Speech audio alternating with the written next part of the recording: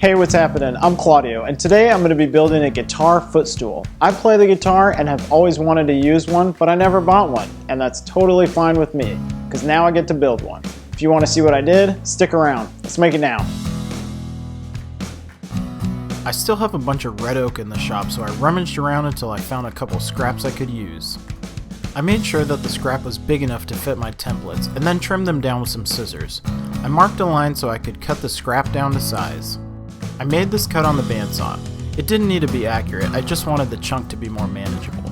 I applied some glue stick to the back of the templates and placed them on the wood. It sticks long enough to get the job done and then sands off easily. Back at the bandsaw, I followed as closely as I could to the lines without touching them. It's kind of like coloring inside the lines. It's really easy if you just take your time. The only sharp blade I had was fairly wide, so it doesn't cut very tight corners. I just made several passes to get close to the line on the curves. At this point, I thought I needed to have extra chunky legs, so I offset the line from the middle, but after cutting the legs down, I realized they could be much thinner. I used the planer to bring all 4 pieces down to the same thickness. Using some double-sided tape, I stuck the 2 like sides together. This means I could shape them at the same time to make them identical. I used the disc sander to round the corners smooth, right up to the line, and once the shaping was done, I ripped the pieces apart. The stool basically consists of 4 legs and 1 body. I ripped this chunk of oak down to its final width. I made a cut about a 1/4 inch wider than I needed and then flipped it over and cut it right on. Over on the miter saw, I cut one end flat, then flipped it and cut it to final length. The piece was a little too thick, so I used the planer to thin it down. Referencing my model, I used a combination square to draw out the exact sections I needed to remove. It would essentially be a wing on each side. I swapped my normal blade for a dado stack and lined up the cut. I crept up on the line before making the entire pass. It's not very safe to cut without an insert, but I didn't have one. I have since bought one and feel much more comfortable using the dado blades. I had to cut a notch to allow enough room for the 2 closest legs to be able to swing. I measured out the dimensions with the ruler and then connected the lines. I removed the bulk of the material with the bandsaw. I used a razor knife to establish the line, and then used a chisel to break the edge. Now, using a small saw, I cut down close to the bottom and then chipped out the wood with the chisel. I used a couple different chisels and then a shoulder plane to flatten down the surface to match the rest of the side. I also used the plane to flatten the angle I had just cut. Then I repeated the exact same process on the other side.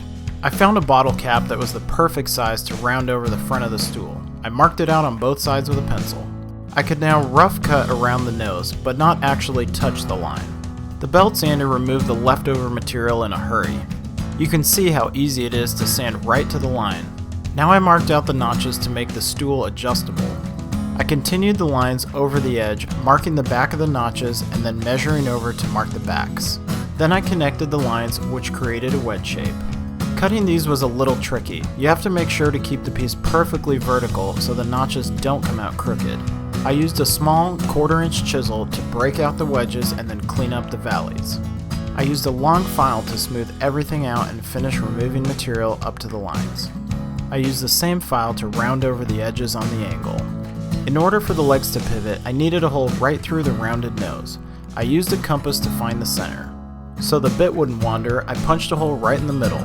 I used a clamp to keep the block vertical while drilling the hole. It's important the hole is dead straight.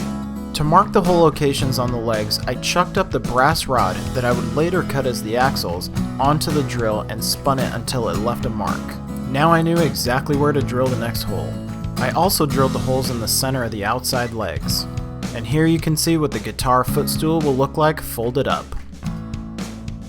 Well, this project isn't very big, but there's a lot of steps in the process. I didn't want to make the video too long, so I split it up into 2 parts. In the next video, we'll assemble everything, put a coat of finish, and of course, put it to the test. I hope you liked this project, and if you did, let me know about it in the comments. And if you haven't already, subscribe to my YouTube channel so you won't miss any of my future builds. If you like poking around social media, you can follow me at Make It Now channel, and check out my website at makeitnow.tv. Thanks for watching, and I'll see you next time.